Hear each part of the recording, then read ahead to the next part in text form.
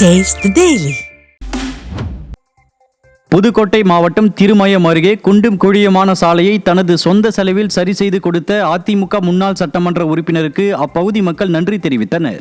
Namanasamudram railway கேட்டில் இருந்து தேக்காட்டூர் செல்லும் பிரதான சாலையில் சுமார் 1 கிலோமீட்டர் தூரத்திற்கு சாலை சேதமடைந்து குண்டும் குழியுமாக காணப்பட்டது. இந்த சாலையை சரி செய்ய பொதுமக்கள் வைத்த கோரிக்கையை ஏற்று புதுக்கோட்டை தெற்கு மாவட்ட கழக செயலாளரும் முன்னாள் எம்எல்ஏவுமான PK வைரமுத்து 1,10,000 ரூபாய் சொந்த செலவில் சீரமைத்து கொடுத்தார். திருப்பூர் மாவட்டம் உடுமலையில் கிரிக்கெட் வீரர்களுக்கு விளையாட்டு உபகரணங்களை அதிமுக முன்னாள் அமைச்சர் வழங்கினார். கழக நிர்வாகிகள் தாமோதரன், ரஞ்சித் மற்றும் கௌதம் ஏற்பாட்டில் நடைபெற்ற இந்நிகழ்ச்சிக்கு முன்னாள் அமைச்சரும் திருப்பூர் புறநகர் மேற்கு மாவட்ட கழக செயலாளருமான உடுமலை K. ராதாகிருஷ்ணன் தலைமை தாங்கி 75 அணிகளுக்கு கிரிக்கெட் உபகரணங்களை வழங்கினார். இதில் கழக நிர்வாகிகள் மற்றும் விளையாட்டு வீரர்கள் கலந்து கொண்டனர்.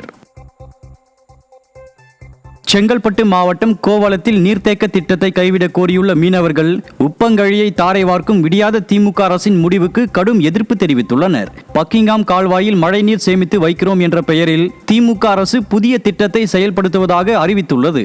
தங்களை கலந்தாலோசிக்காமல் திட்டம் அறிவித்துள்ள தீய சக்தி அரசுக்கு 20 கிராம மீனவர்கள் எதிர்ப்பு தெரிவித்துள்ளனர். இதனால் தங்களின் வாழ்வாதாரம், மீன் இனப்பெருக்க சுழற்சி, கடலோர சுற்றுச்சூழல் கடுமையாக பாதிக்கும் என கூறி நீலாங்கரை மீன்வளம் மற்றும் மீனவர் நலத்துறை உதவி இயக்குநரிடம் மனு அளித்தனர்.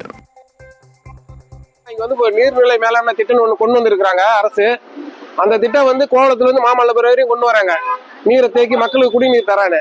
அந்த இடத்துலதான் நாங்க தொழில் பண்றோம். எங்களுடைய வாழ்வாதாரம் அங்கதான் இருக்கு. ஆதி காலத்துல இருந்து காலங்காலமா எங்க முன்னோர்கள் நாங்க எல்லாம் அங்கதான் தொழில் பண்ணி வரோம். அந்த இடத்துல அணை கட்டி நீர்நிலை கட்டும் போது எங்களுடைய தொழில் வாழ்வாதாரம் பாதிக்கப்படும். எங்களை இவ்வளவு நாளா வாழ்ந்த வாழ்க்கை அழிஞ்சிரும். அது இல்லாத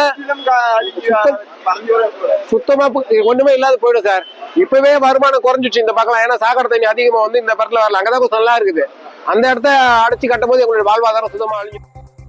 தஞ்சாவூர் மாவட்டம் பந்தநல்லூர் அருகே சாலை வசதி உள்ளிட்ட கோரிக்கைகளை நிறைவேற்றாத விடியாத அரசை கண்டித்து அப்பகுதி மக்கள் உண்ணாவிரத போராட்டத்தில் ஈடுபட்டனர். சோழிய விலாகம் கிராமத்தில் சிதிலமடைந்த கட்டிடத்தில் ரேஷன் கடை மற்றும் அரசு உதவி பெறும் தொடக்கப்பள்ளி செயல்படுவதால் மாணவர்கள், பொதுமக்கள் அவதியடைந்து வருகின்றனர். எனவே பள்ளிக்கு புதிய கட்டிடம் அமைத்து தரவும், சாலை வசதி, பயணிகள் நிழற்குடை உள்ளிட்ட அடிப்படை வசதிகளை செய்து தரக்கோரி பலமுறை கோரிக்கை வைத்தும் நடவடிக்கை எடுக்காததை கண்டித்து பொதுமக்கள் உண்ணாவிரத போராட்டத்தில் ஈடுபட்டனர்.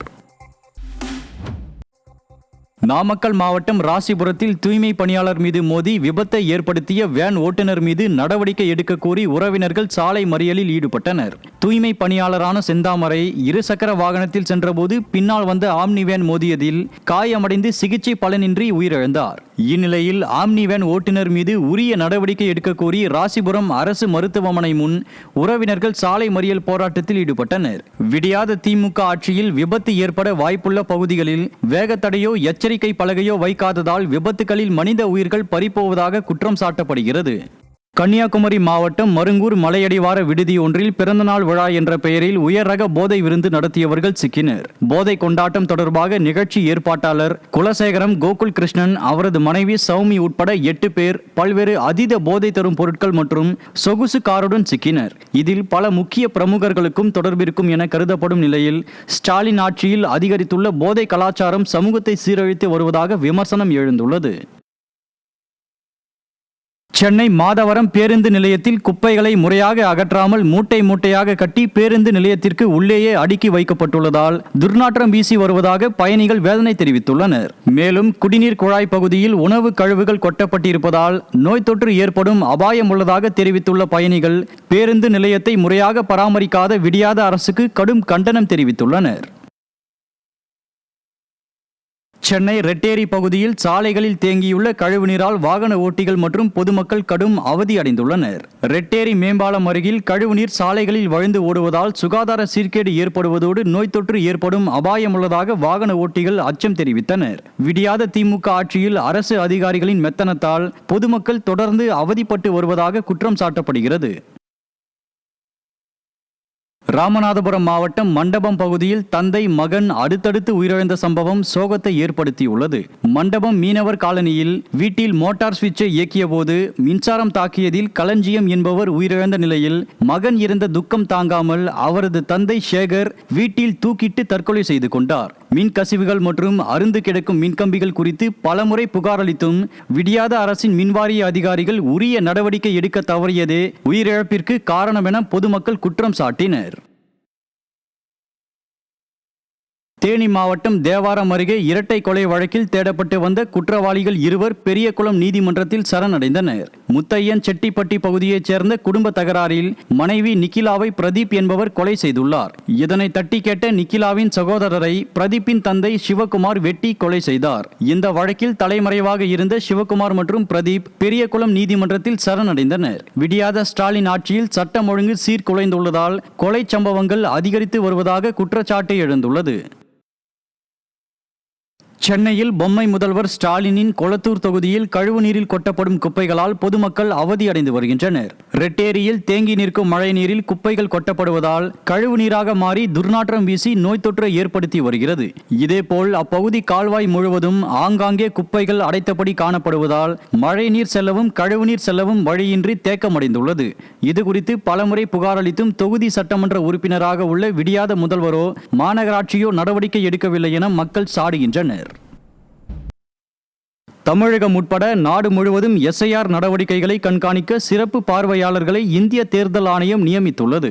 இறுதி வாக்காளர் பட்டியல் வெளியிடப்படும் வரை இந்த சிறப்பு பார்வையாளர்கள் வாரம் 2 முறை சம்பந்தப்பட்ட மாநிலங்களில் தங்கியிருந்து SIR பணிகளை மேற்பார்வையிடுவதுடன் அரசியல் கட்சி தலைவர்களுடன் ஆலோசனை கூட்டத்தை நடத்துவார்கள்.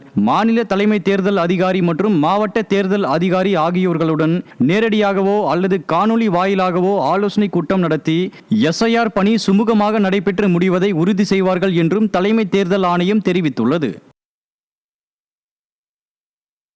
கன்னியாகுமரி மாவட்டம் ஆரல்வாய்மொழி பகுதியில் கணவனின் நிர்வாண புகைப்படங்களை வைத்து மிரட்டுவதாக மனைவி புகார் அளித்துள்ளார். தெற்கு பெருமாள்புரம் பகுதியில் கணவனின் உடல்நிலை சரியில்லாத போது கவனித்துக் கொள்ள வந்த வனிதா என்பவர் கணவனின் நிர்வாண படங்களை எடுத்துக்கொண்டு பணம் கேட்டு மிரட்டுவதாகவும் இதுகுறித்து புகார் அளித்ததால் வீட்டு கண்ணாடிகளை அடித்து உடைத்ததாகவும் மேலும் காவல் ஆய்வாளர் கார்த்திக் வனிதாவிற்கு சாதகமாக செயல்பட்டு வீடியோ ஆதாரங்களை அழித்ததாகவும் பிருந்தாவேணி வேதனை தெரிவித்தார். விடியாத திமுக ஆட்சியில் ஏவல் துறையினர் குற்றவாளி துணை போவதாக குற்றம் சாட்டப்படுகிறது.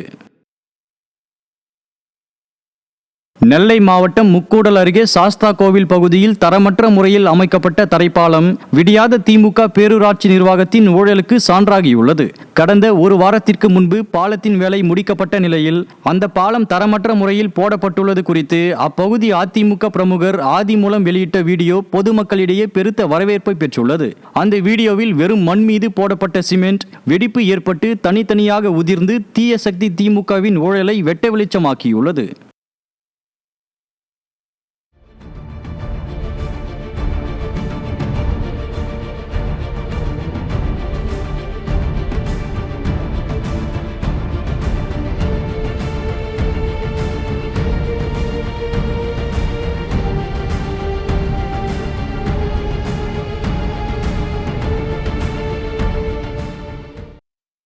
தென்காசி மாவட்டம் கடையநல்லூர் அருகே சிந்தாமணி பேருந்து நிலையம் மது பிரியர்களின் கூடாரமாக மாறி வருவதாக பொதுமக்கள் வேதனை தெரிவித்தனர்.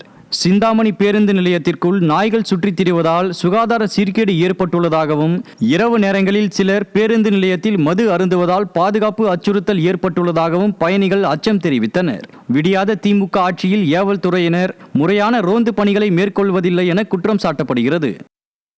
மதுரை மாநகராட்சியில் கழிவுநீரை முறையாக சுத்திகரிக்காமல் வைகை ஆறு மற்றும் நீர்நிலைகளில் திறந்து விடுவதால் சுகாதார சீர்கேடு ஏற்படும் அபாயம் எழுந்துள்ளது. மாநகராட்சியில் உள்ள கழிவுநீர் சுத்திகரிப்பு நிலையங்களில் போதிய வசதிகள் ஏற்படுத்தவில்லை என கூறப்படுகிறது. ஆட்கள் பற்றாக்குறை, ஜெனரேட்டர் வசதி இல்லாதது, உரிய கட்டமைப்பு இல்லாதது உள்ளிட்ட காரணங்களால் கழிவுநீர் சுத்திகரிப்பு நிலையங்களின் செயல்பாடு வெகுவாக பாதிக்கப்பட்டுள்ளது. கழிவுநீரை முறையாக சுத்திகரிக்காததால் நிலத்தடி நீரும் பாழாகும் அபாயம் ஏற்பட்டுள்ளதாக அப்பகுதி மக்கள் வேதனை தெரிவித்துள்ளனர்.